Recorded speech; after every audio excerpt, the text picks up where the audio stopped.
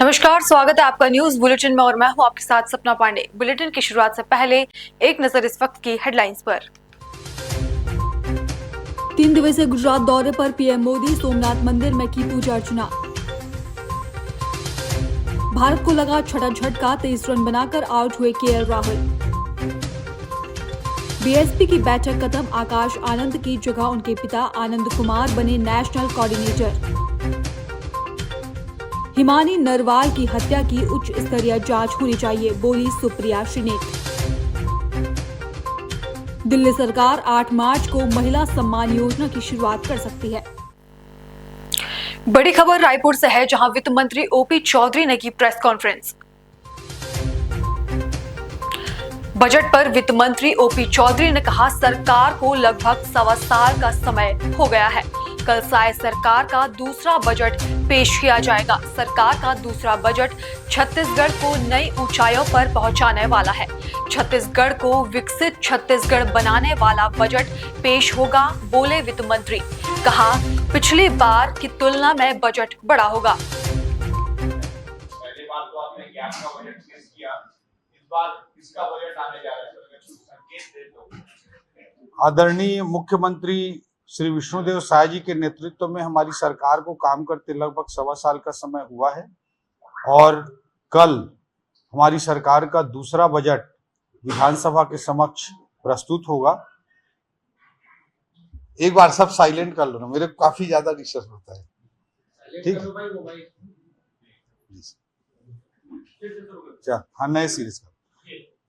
आदरणीय हमारे मुख्यमंत्री श्री विष्णुदेव साय जी के नेतृत्व में हमारी सरकार पिछले लगभग 1.25 साल से छत्तीसगढ़ की जनता जनार्दन के लिए पूर्णतः समर्पित होकर कार्य कर रही है और यही मैं कहना चाहूंगा कि कल का जो बजट होगा, हमारी सरकार का जो दूसरा बजट होगा, वो छत्तीसगढ़ को एक नई ऊंचाई पर पहुंचाने के लिए पूर्ण रूपेण समर्पित बजट होगा। और जो हमारा पहला बजट आया था, उसी के अगली श्रृंखला के रूप में कल के बजट को आप देखेंगे और एक जो बड़े विजन के साथ जो हम काम कर रहे हैं मुख्यमंत्री जी के नेतृत्व में, जिस तरह से देश प्रधानमंत्री जी के नेतृत्व में 2047 तक भारत को विकसित राष्ट्र बनाने के लिए काम कर रहा है, हम अपने मुख्यमंत्री जी के नेतृत्व में छत्तीसगढ़ को 2047 तक विकसित छत्तीसगढ़ बनाने के लिए काम कर रहे हैं। और इसी के कड़ी के रूप में, एक स्टेप के रूप में, एक पहले बजट को पहले कदम के रूप में और दूसरे बजट को दूसरे कदम के रूप में देख सकते हैं। और पिछले बजट का ही एक अगला क्रम इस कल के दूसरे बजट में आप सबको दिखाई दे। खबर बिहार के पटना से है, जहां आरजेडी नेता तेजस्वी यादव ने रविवार को कहा कि भारतीय जनता पार्टी ने जेडीयू पर कब्जा कर लिया है और उन्होंने खुद इसे बीजेपी नेता को सौंप दिया है।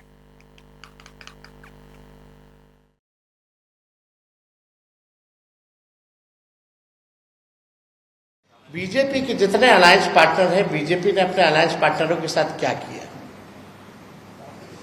नॉर्थ, साउथ, ईस्ट, वेस्ट, जो भी रीजनल पार्टी रही है, क्या हुआ उनके साथ? एआईएडीएमके का क्या हो गया? पीडीपी का क्या हो गया? शिवसेना एनसीपी का क्या हो गया? अब नॉर्थ ईस्ट में चले जाए तो छोटे छोटे दल हैं, वहां उन्होंने क्या किया? यही डर का कारण था ना, जब 21 में 22 में मुख्यमंत्री जी हमारे पास आए थे कि हमारे दल को तोड़ रहा है बीजेपी।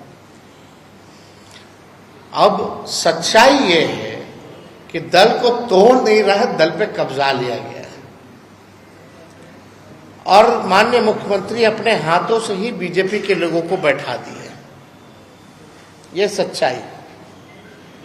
तब वो जाने, उनका गठबंधन जाने।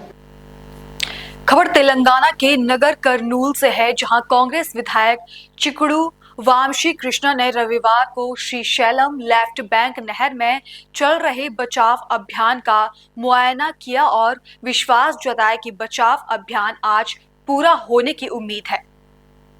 9 दिन है, बड़ा अनफॉर्चुनेट इंसिडेंट हुआ था।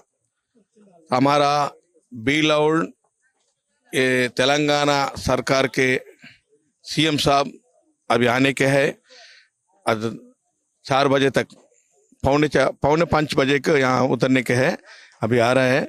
क्या है पूरा मालूम करने के वास्ते सीएम साहब आ रहे हैं। उस वास्ते सब ये ऑफिशियल्स पूरा यहाँ उसके बारे में कुछ इंटरव्यू कुछ रिव्यू मीटिंग चल रहे हैं। कैस तो भी आज शाम तक जो अंदर है ना हट गए ना वो लोगों का बॉडी बाहर आने के लिए बहुत कोशिश कर रहे हैं। तो वेरी अनफॉर्चुनेट थिंग है ये सरकार का गलती नहीं है और जो काम कर रहा है ना वो लोगों का गलती नहीं है।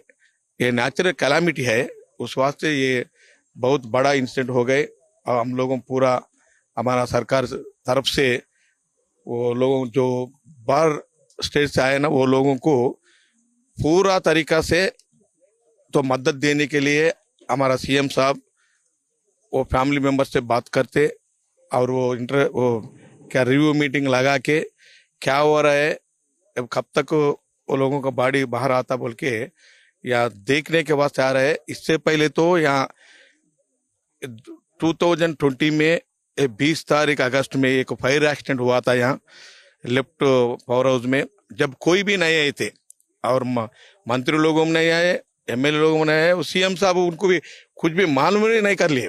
उस वास्ते हमारा सरकार ये तो पूरा जिम्मेदार लेके कुछ ना कुछ करेंगे। जो लोगों अंदर हट गए ना वो लोगों के बारे में कुछ ना कुछ करेंगे। तो बाहर लाने के लिए बहुत कोशिश कर रहा है, उसका फैमिली कुछ करने की भी कोशिश कर रहा है। ये तो आज तो 99% वो पूरा रेस्क्यू ऑपरेशन हो जाता बोल के हम लोग सोच। 22 फरवरी से एसएलबीसी सुरंग में फंसे श्रमिकों के परिवार ने रविवार को तेलंगाना सरकार से आग्रह किया कि वह जल्द से जल्द श्रमिकों को बाहर निकालें। बता दें कि फंसे हुए श्रमिक सनी सिंह के पिता राम सिंह ने कहा, तेलंगाना सरकार पूरी कोशिश कर रही है। मंत्री और सांसद बचाव कार्यों की समीक्षा कर रहे हैं। मुझे 22 फरवरी को इस घटना के बारे में पता चला जब हमारे एक रिश्तेदार जो यहाँ काम कर रहे थे ने हमें घटना के बारे में बताया। जब से हमें घटना की जानकारी मिली, हम अपने बेटे को लेकर चिंतित हैं कि कब वह हमारी फैमिली में वापस आएगा। हम 4 दिन से इधर आए हुए हैं और कंपनी से पता किया है और बोल रहे हैं बहुत अच्छा काम चल रहा है। हमने भी देखा है, उसमें दिखा रहे हैं कंपनी ठीक काम कर रही है और जो भी बाहर से टीमें आई हुई है रेस्क्यू टीमें अच्छा काम कर रहे हैं। दिन रात चला हुआ है, बहुत अच्छा हमारे साथ मतलब डीलिंग कर रही है। कंपनी वाले भी मुलाजिम हैं उनके, सब हमारे साथ संजोग कर रहे हैं, समझा रहे हैं ऐसे ऐसे देखो, दिखा रहे हैं, हर वीडियो दिखा रहे हैं हमारे को कितना काम चला हुआ है। अच्छा काम कर रहे हैं, बोल रहे हैं आज कल तक निकाल देंगे। गवर्नमेंट क्या बोलो सर? गवर्नमेंट भी बहुत अच्छा काम कर रही है सर। गवर्नमेंट ने ही तो लगाए हैं, जितना भी जो रेस्क्यू टीम है उन्होंने ही भेजा उनको, और ऐसे तो आई ही नहीं है को ऊपर सेंटर तक मतलब कर रहे हैं। और तेलंगाना सरकार भी बहुत अच्छा काम कर रही है। सभी कल इधर एमपी भी आया था बीजेपी का एक, सभी मतलब भाग रहे हैं इस काम के लिए, जल्दी से जल्दी इनको निकाला जाए। और सर ने आपको लास्ट कब कॉल किया, क्या बात की? मेरे साथ बात उसकी 1 आधा महीना पहले हुई थी और बच्चों के साथ, छोटे बच्चों के साथ, सिस्टर है उसकी, भाई है, उसके साथ करते रहते थे डेली फोन पे, कभी वीडियो ये भेज रहा कभी वो भेज रहे, बातें चलती रहती थी। ये हादसा आपको कब पता चला सर, कैसे? मैं 22 तारीख की बात है, 22 तारीख को मैं जम्मू गया हुआ था और मेरे को 1 बजे फोन गया। मेरा इधर मामे का लड़का है, कंपनी में ही काम करता है, और उसने फोन किया ऐसे ऐसे, खबर बहुत ठीक नहीं है, अच्छी नहीं है, बहुत खराब खबर है। मैं क्या बात है? ऐसे ऐसे सन्नी अंदर फंस गया है टंडल में। बोला अभी मैं अभी आ रहा हूँ, बोला नहीं अभी नहीं आना आप।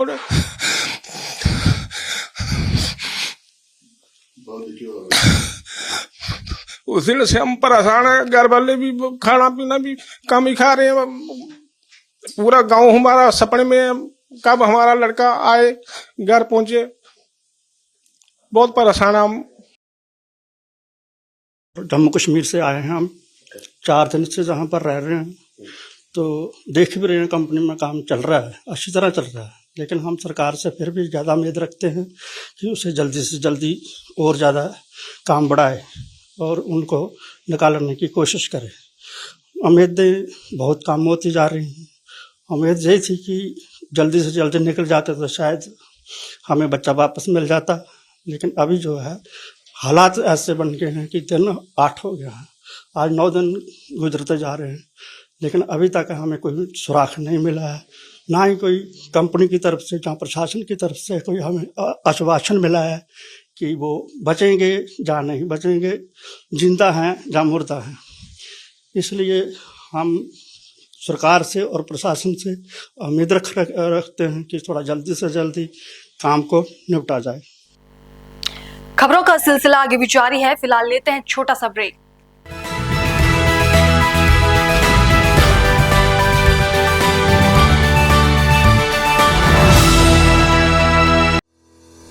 रोजगार डेवलपर्स, अ यूनिट ऑफ रोजगार डेवलपर्स एंड प्राइवेट लिमिटेड। घर वहीं जहां हो आपका भरोसा। पिछले 15 सालों से आपके सपनों का घर हमारी प्रतिबद्धता। रोजगार डेवलपर्स का पता है शिमला बाईपास रोड, गणेशपुर, देहरादून। रोजगार डेवलपर्स से संपर्क करने के लिए अभी डायल कीजिए 9897054026 पर या 8433207910 पर।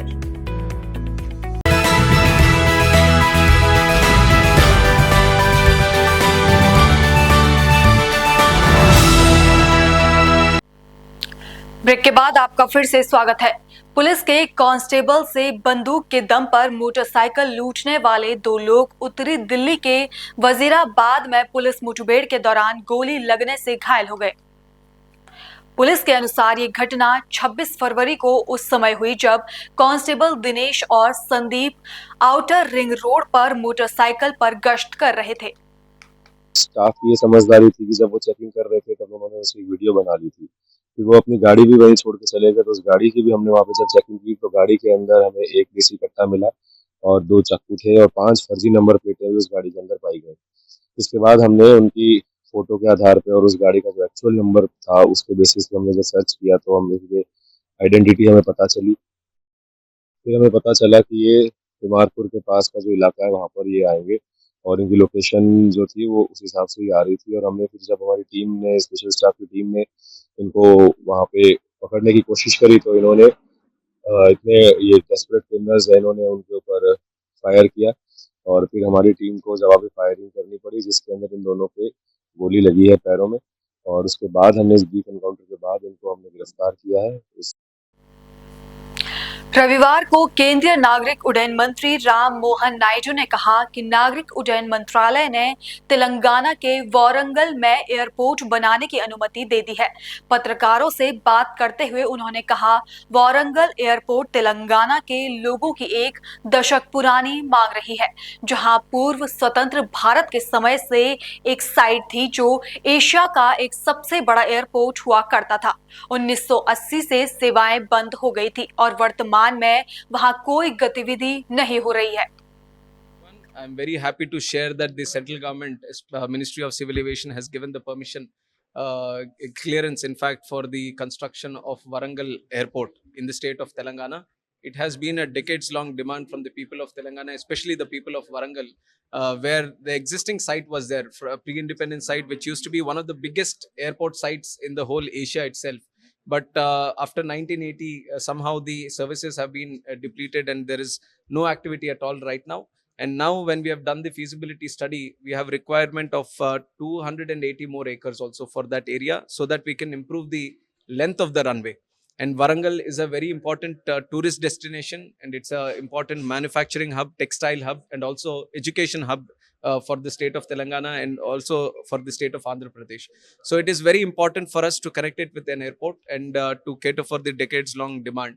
And from the central government, we have been very proactive regarding it. And it has been the vision of our Honorable Prime Minister Narendra Modi ji also, who has been continuously pushing all the states, all the stakeholders to build more airports. And from 74 airports in 2014, we are 159 and counting today. And this has all been achieved because of the guidance of our Prime Minister Narendra Modi ji. The Minister has also supported in this issue. They have catered 205 crores for land acquisition of 280 acres. So I'm requesting the state government once again to show that kind of speed in the land acquisition also. They have come forward in giving the money and the geo. But now the land acquisition is very important for us to start the operations. And we from Airport Authority of India are very much ready with the master plan so that we can go ahead and build an excellent airport. खबर उत्तर प्रदेश के सोनभद्र से है, जहां जिलाधिकारी ने लगातार सुर्खियों में रहे फ्लोराइड से प्रभावित गांव का किया दौरा। फ्लोराइड से पीड़ित ग्रामीणों की सुनी समस्या, गांव के घरों में पानी की स्थिति का लिया जायजा। सीएमओ अश्विनी सिंह ने भी डीएम के साथ पीड़ित ग्रामीणों की जानी समस्या। मौके पर अधिकारियों को पानी की समस्या का निवारण करने की दी हिदायत। कुछ दिनों से सोशल मीडिया में सुर्खियों में बना था फ्लोराइड से प्रभावित गांव। सोनभद्र के ओबरा तहसील के पड़रच गांव में फ्लोराइड का मामला। सोनभद्र के चौपल थाना क्षेत्र के ग्राम पंचायत रेजिया के गुरीवाहा गांव में बीते शाम पति पत्नी की आपसी विवाद में पत्नी की मौत होने की घटना सामने आई है। घटना से आसपास परिजनों समेत आसपास के क्षेत्रों में हड़कंप मचा हुआ है। घटना की जानकारी तब हुई जब मृत महिला का छोटा बेटा काम से घर आया। मृतका के बेटे ने बताया कि सर पर गंभीर चोट लगने और तत्काल इलाज न मिलने की वजह से मौत हो गई। घटना के बाद आरोपी मौके से फरार बताया जा रहा है। वहीं पुलिस शव को कब्जे में लेकर आगे की कार्रवाई में जुटी है। मृतका के बेटे अजय ने बताया कि वो काम पर गया था। शनिवार 6 बजे घटना की जानकारी तब हुई जब वो घर आया तो देखा मां जमीन पर पड़ी हुई है। पास जाकर देखा तो पता चला कि सर पर और गाल पर चोट के निशान है। घटना स्थल पर कोई भी ऐसी वस्तु नहीं मिली जिससे घटना को अंजाम दिया गया हो। दोनों आपस में अक्सर शराब के नशे में विवाद करते थे। फिलहाल अभी पिता मौके से फरार है। आसपास के लोगों का कहना है कि उसका पति शराब का आदी था और रोजाना शराब के नशे में मारपीट करता था। घटना के दिन दोपहर में भी दोनों शराब के नशे में मारपीट कर रहे थे। क्या नाम है? अजय नाम। अजय जी किस गांव से हैं? रेडिया से। रेडिया से। आपके साथ माता जी के घटना हुआ है, इसके बारे में बताइए। हम नहीं थे, वो आज तो गिरी हुई थी। कितने बजे? 6 बजे। 6 बजे कल 6 बजे। हाँ। तो अभी प्रशासन को आपने अवगत नहीं कराया? हमको मालूम नहीं था। आपको मालूम नहीं है? किस चीज़ से मारा गया है, कुछ जानकारी ऐसे? हम नहीं देखे थे। कहाँ कहाँ कटा है? माथे पे लगा है। माथे पे, गाली पे। गाल पे, और कहीं? और कहीं। और कहाँ उस जगह पे कुछ था ऐसा चीज़ की मार? नहीं, कुछ नहीं था। अच्छा, तो कल की पड़ी है माता जी, आज आप ही उठाए नहीं, आप लोग किसी को सूचना भी नहीं किए। आप क्या करते हैं? ईटा मसाला काम करते हैं। ईटा मसाला काम करते हैं। क्या नाम है? गणेश। गणेश जी किस गांव से हैं? रेडिया। आपकी माता के साथ घटना हुई है, क्या जानकारी आपको बताइए? कुछ पता नहीं, हम नहीं। आप नहीं थे। आपके पिताजी? वो दोनों मिला थे घर पर ही। घर पे ही थे। अब पिताजी कहाँ हैं? रात से ही गायब हैं। पिताजी का क्या नाम था? राम लल्लू। माता जी का? जमली। उम्र कितना होगा उन माता जी का? 55 साल। क्या झगड़ा का आशंका कुछ बताएंगे? किस? अरे वही शराब दोनों मिला पीते थे। दोनों लोग शराब पीते थे, शराब के नशे में हुआ है। हम तो देखा नहीं किए। हमेशा लड़ते थे? वो तो डेली था। अच्छा, डेली ही था। पीते खाते रोज थे तो रोज। आप कहाँ रहते हैं? आज दिनांक 2 मार्च 2025 को थाना क्षेत्र चौपन के ग्राम रेडिया निवासी गणेश खरवार पुत्र लल्लू खरवार द्वारा यह सूचना दी गई कि उसकी माता जामुनी देवी उम्र करीब 60 वर्ष की मृत्यु हो गई है। उनके द्वारा यह अवगत कराया गया कि माता पिता दोनों वृद्ध थे और अलग अलग मकान में रहते थे। दोनों लोग नशा करने के आदी थे और कल दोनों में काफी कहासुनी हुई थी, जिसके कारण उसकी माता जामुनी देवी गिर गई और दाहिने गाल पर खरोच आ गई और गिरने के कारण उसकी मृत्यु हो गई। और फील्ड यूनिट को बुला लिया गया है, फॉरेंसिक टीम आ गई है और जांच की जा रही है। मौके पर कोई समस्या नहीं है। फिलहाल बुलेटिन में इतना ही। देश और दुनिया की तमाम खबरें देखने के लिए बने रहिए पल्स 24 न्यूज के साथ। नमस्कार।